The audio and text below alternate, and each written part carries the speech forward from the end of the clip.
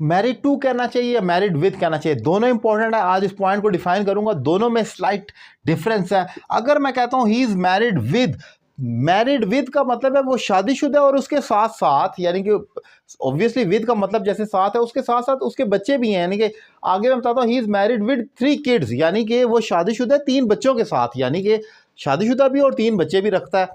तो married with आपने तब कहना है जब आपने ये बताना हो कि आगे जाकर उसके जो बच्चे हैं उनकी क्या तादाद है, डॉटर्स और सन की, तो वहां पर आप कह रहे हैं 2 हैं या 3 है, तो ही इज मैरिड विद 3 किड्स, यानी कि वो 3 बच्चे रखता है, प्लस मैरिड तो वो है ही ऑब्वियसली, तभी बच्चे हैं उसके। एक और एग्जांपल देखें, अब मैरिड टू आपने कहना है किस शख्स के साथ शादी हुई है, अगर उस शख्स का नाम बताना है तो मैरिड टू होगा। जैसे he is married to Ayesha, यानी कि उसकी आयशा से शादी हुई हुई है।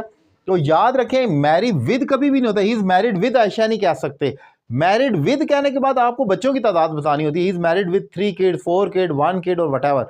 लेकिन अगर आपने बताना है कि वो उसकी शादी हुई किससे है, तो आप कहेंगे he is married to Ayesha, यानी कि उसकी आयशा से, अहमद से, काशिफ से, जो भी आप नाम ले लें, आगे जो कपल जो लड़का है या लड़की है उसका नाम आपको मेंशन करना होगा। सो याद रखें मैरिड टू का मतलब है किस शख्स से शादी हुई है, और मैरिड विद का मतलब है कितने बच्चे आपके मौजूद हैं शादी होने के बाद। ही इज मैरिड विद 3 किड्स, यानी कि वो 3 बच्चों के साथ साथ शादीशुदा है।